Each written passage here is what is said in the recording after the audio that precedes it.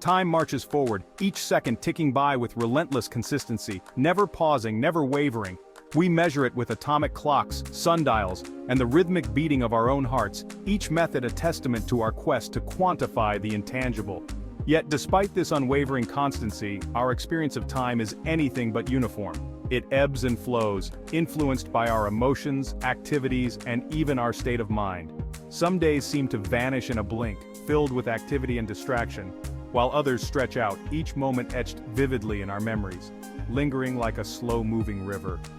We speak of time flying, crawling, or even standing still, using metaphors to describe our varied experiences. This paradox, the unchanging nature of time juxtaposed against its elastic subjective experience, lies at the heart of our exploration. It challenges our understanding and invites deeper reflection. We intuitively understand that time, while constant in its passage, doesn't always feel equally valuable or efficient. Our perception of time's value shifts with context and circumstance. An hour spent engrossed in a captivating book can feel like minutes, a fleeting escape from reality, while an hour stuck in traffic can feel like an eternity, a test of patience. This discrepancy between objective time and subjective experience suggests a hidden layer to our perception of time, a layer we're only beginning to understand. It hints at the complex interplay between our minds and the relentless march of time. To delve into this paradox, we introduce the concept of temporal infraction. This term encapsulates the idea that our perception of time can be distorted, stretched, or compressed, even though the objective flow of time remains constant. Imagine a pane of glass, perfectly clear and undistorted. Now imagine that pane warping and bending, altering the way light passes through it. The objects behind the glass haven't changed, but our perception of them has. Similarly, temporal infraction suggests that our perception of time can be warped and distorted by various factors, even though the objective flow of time remains unaffected. This concept provides a framework for understanding why time can feel so different depending on our circumstances and state of mind. One key aspect of temporal infraction is temporal dilution. This phenomenon occurs when our perception of time stretches, making moments feel longer and more drawn out. Think of a child eagerly anticipating a holiday. The days leading up to the event seem to crawl by, each minute feeling like an hour. This stretching of now often occurs when we're focused on a future event, particularly one that is emotionally charged. Another example is the classic watch pot never boils scenario. When we fixate on the passage of time, constantly checking the clock, we inadvertently dilate our perception of time, making the wait seem interminable. Conversely, subjective compression describes the phenomenon where time seems to accelerate, shrinking our perception of duration. This is often associated with states of intense focus or flow, where we become so engrossed in an activity that hours melt away like minutes. Think of a musician lost in the throes of improvisation, or an athlete completely immersed in a game. In these moments of heightened focus, our perception of time compresses, creating the feeling that time is flying by. Section 5, a mathematical model of temporal infraction. To further explore temporal infraction, we can utilize a simplified mathematical model. This model helps us understand how our perception of time can deviate from actual time. Let's represent objective time as t and subjective time as t.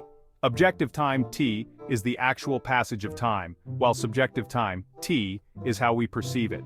In normal circumstances where our perception of time is relatively accurate, t and t are roughly equivalent, tt.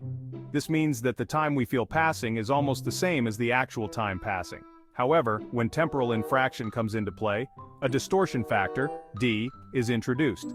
This factor can vary in magnitude and direction, affecting our time perception. This factor, which can be positive or negative, represents the degree to which our perception of time is altered. It quantifies the distortion in our temporal experience. Therefore, we can express subjective time, t, as a function of objective time, t, and the distortion factor, d, t equals sign, t plus d asterisk t. This equation helps us understand the relationship between actual time and perceived time. When d is positive, we experience temporal dilution, and subjective time, t, becomes greater than objective time, t. This means time seems to pass more slowly than it actually does. Conversely, when d is negative, subjective compression occurs, and t becomes less than t. In this case, time seems to fly by faster than it actually does. This model, while simplified, provides a framework for quantifying and analyzing the subjective distortions we experience in our perception of time. It allows us to better understand how and why our sense of time can vary so dramatically in different situations. Section 6. The physics of time perception. Relativity. Revisited. Could there be a physical basis for temporal infraction? Einstein's theory of relativity taught us that time is not absolute but rather relative to the observer's frame of reference. Time slows down in stronger gravitational fields and at speeds approaching the speed of light. While the effects of relativity are generally negligible in our everyday lives, could subtle variations in gravity or velocity contribute to our subjective experience of time?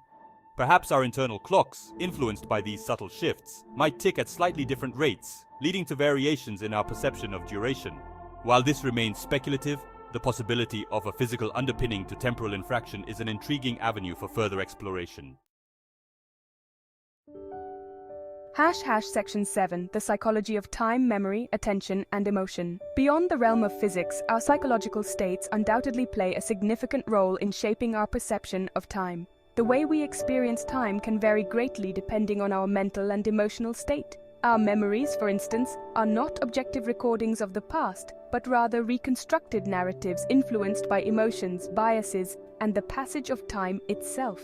This means that two people can remember the same event very differently. Nostalgic memories often feel longer because we tend to imbue them with greater significance and detail. These cherished moments are revisited often, making them seem more vivid and extended in our minds. Conversely, mundane or unpleasant memories often fade quickly, leading to a sense of time compression. These moments are less likely to be revisited, causing them to blur and shorten in our recollection. Our attention also plays a crucial role.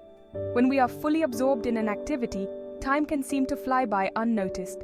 When we're deeply engaged, our focus narrows, filtering out extraneous stimuli and creating a sense of flow where time seems to melt away. This state of flow is often associated with peak performance and creativity. Conversely, boredom or anxiety can make time feel agonizingly slow as our attention fixates on the passage of time itself. In these moments, every second can feel like an eternity, highlighting the subjective nature of time perception. Section 8. Measuring temporal infraction. Experiments in time perception. To rigorously investigate temporal infraction, we need to move beyond anecdotal evidence and develop objective measures of time perception. One approach involves using psychophysical experiments, where participants are asked to estimate the duration of various stimuli or intervals, while their physiological responses are monitored. For example, researchers could induce states of flow or boredom, and then measure how these states affect participants' ability to accurately estimate the passage of time. Neuroimaging techniques, such as fMRI, could also be employed to identify brain regions associated with temporal dilution and subjective compression. By correlating subjective reports of time distortion with neural activity, we can gain further insights into the neural mechanisms underlying temporal infraction. Section 9. Implications for daily life. Reclaiming our temporal landscape. Understanding temporal infraction has profound implications for how we live our lives. If our perception of time is malleable, then we possess the potential to consciously influence our experience of time.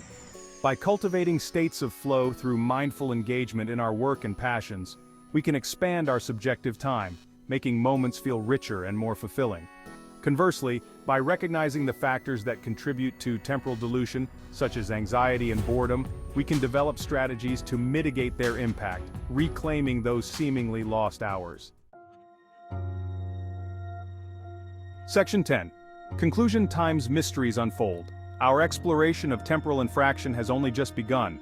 As we delve deeper into the interplay of physics, psychology, and neurobiology, we'll continue to unravel the mysteries of how our minds construct our experience of time. While the objective flow of time may remain a constant, our subjective experience of time is a fluid and dynamic landscape, shaped by our thoughts, emotions, and experiences. By understanding the forces that distort our temporal perception, we gain a powerful tool for navigating the ever-changing currents of time. Section 11. Further exploration, delving deeper into the temporal fabric. This essay serves as a launching pad for a much broader exploration of time and its perception. Numerous avenues for future research beckon, each promising to deepen our understanding of this fundamental aspect of the human experience. We can investigate the cultural variations in time perception, exploring how different societies perceive and value time. We can also delve into the evolutionary roots of temporal infraction, examining how our ancestors' experiences shaped our brain's temporal mechanisms. Ultimately, the quest to understand time is a quest to understand ourselves, our place in the cosmos, and the very fabric of reality.